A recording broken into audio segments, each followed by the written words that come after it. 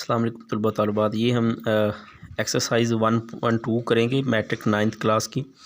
तो इसमें चंद एक शॉर्ट जो ज़रूरी हैं और जो अक्सर आते हैं।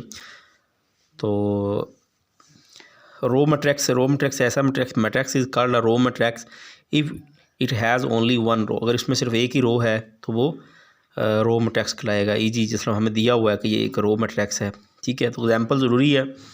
तो कॉमन कॉलम मैट्रिक्स कौन सा है जी? A matrix is called column matrix if it has only one column. अगर इसके अंदर एक ही कॉलम है तो उसको हम क्या कहेंगे?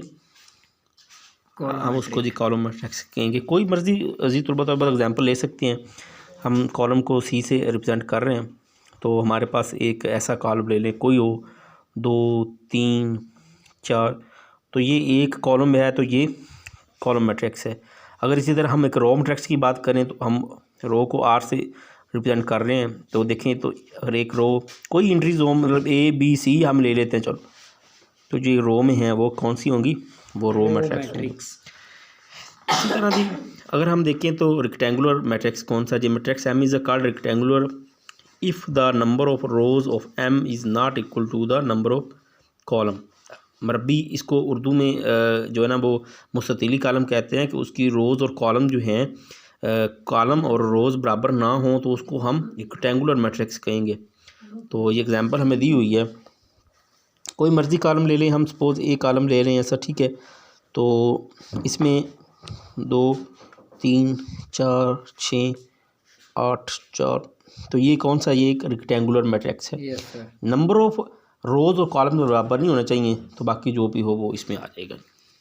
अगर स्क्वायर मैट्रिक्स की बात करें तो a matrix is called a square matrix if it is number of rows, its number of rows जो है ना वो इक्वल हैं to its number of column. Square है जो मरबी कॉलम वो है जिसमें ये एग्जांपल हमारे पास देख लो या ये देख लो जिसमें number of rows and column जो है ना वो इक्वल है।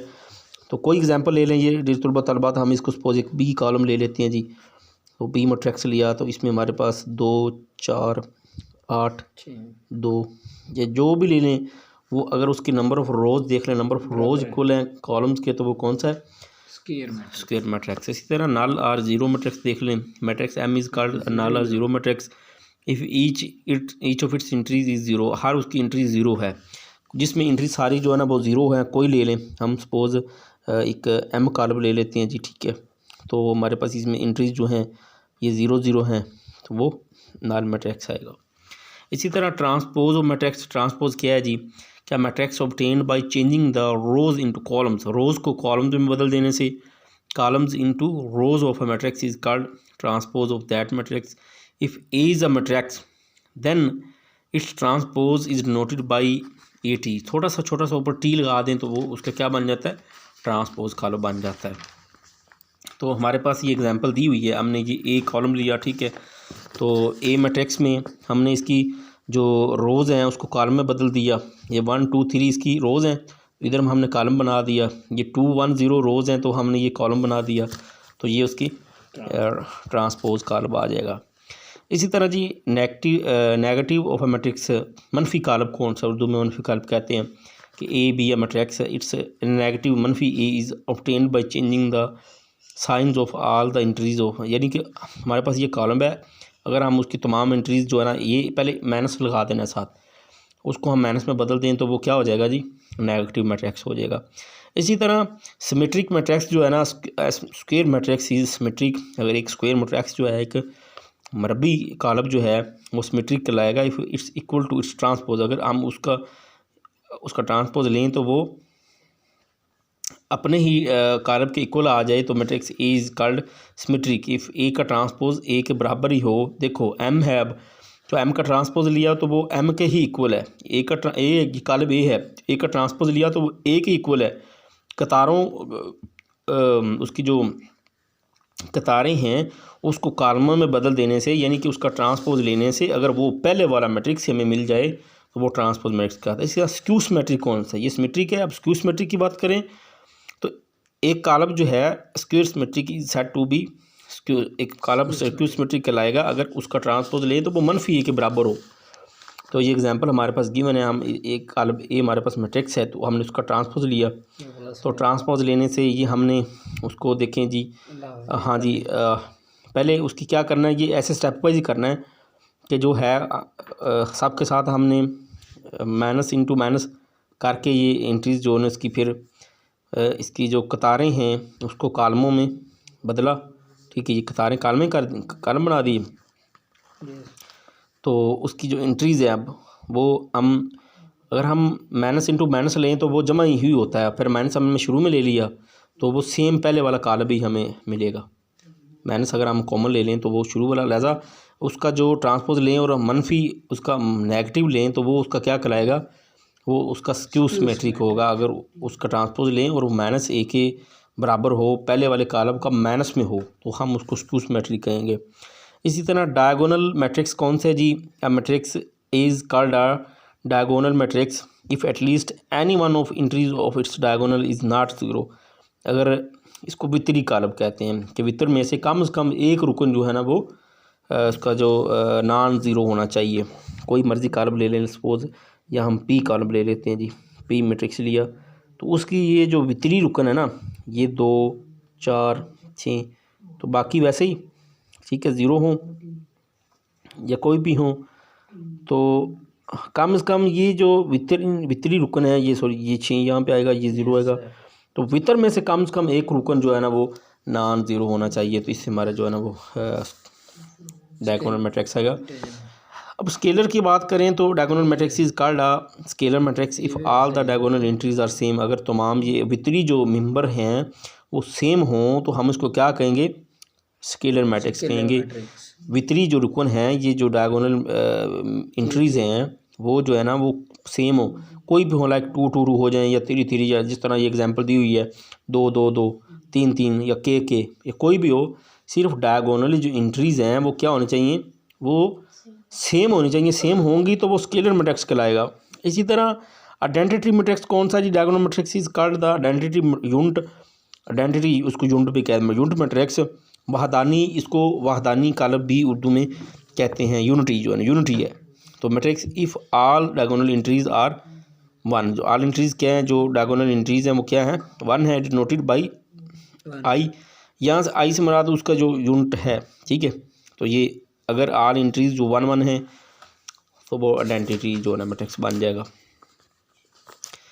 तो अब हम ये थोड़ा सा हाथ रखो, हम एक्सरसाइज 1.2 का थोड़ा सा क्वेश्चन की तरफ आते हैं।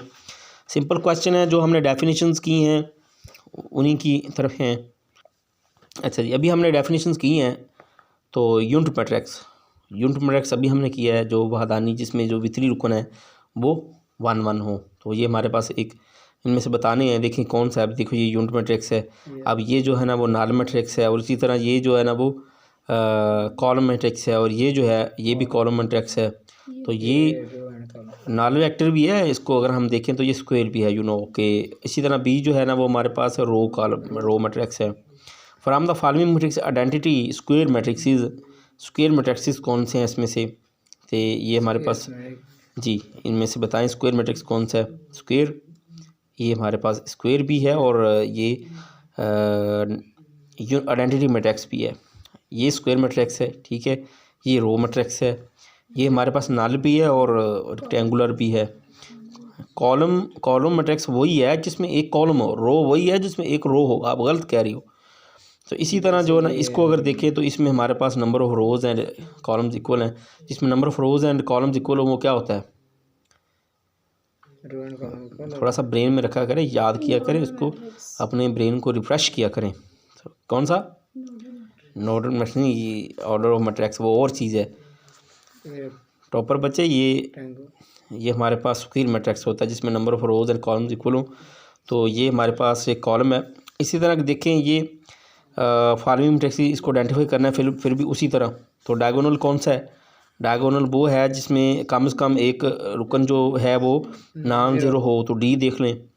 तो अगर हम स्केलर की बात करें तो स्केलर कौन से हैं, स्केलर हमने अभी पीछे पढ़ा है, आप लोगों के ज़हन में हो गया, हाथ रख लो थोड़ा सा, 2 दफ़ा कह चुका हूँ आपको। तो स्केलर मैट्रिक्स वो हैं जो बराबर होते हैं, ये सेम हैं, जो देखो वितरी रुकन सेम है, के या एल जो 2 भी होते हैं। इसमें से कौन कौन से हैं, ये आइडेंटिटी पी है और ये स्केलर भी हम क्या है क्योंकि 1 है, और इसी तरह 5 में से 3 निकाले 2 और ये भी 2, तो ये पी सी में आएगा, और इसको हम सिंपली ये सिंपली जो है ना डायगोनल होगा, तो और ये भी जो है ना वो स्केलर में आ जाएगा। तो इसी तरह क्वेश्चन नंबर जो है ना हमारे पास find negative A B C and D. तो हमने कोई भी हमारे पास मैट्रिक्स है, हम इसको सॉल्व करने की कोशिश करें, तो हम सी का लेते हैं जी ट्रांसपोज।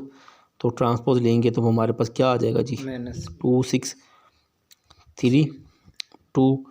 तो अब देखें अगर हम इसका जो है ना वो माइनस इंटू -2, अभी मैं पीछे आप लोगों को बताया है, उसी तरह माइनस इंटू -6, तो ये माइनस इंटू -3, इसी तरह इसका भी माइनस इंटू माइनस, तो ये कॉलम यहाँ पे ब्रैकेट लगती है। अच्छा ठीक है जी।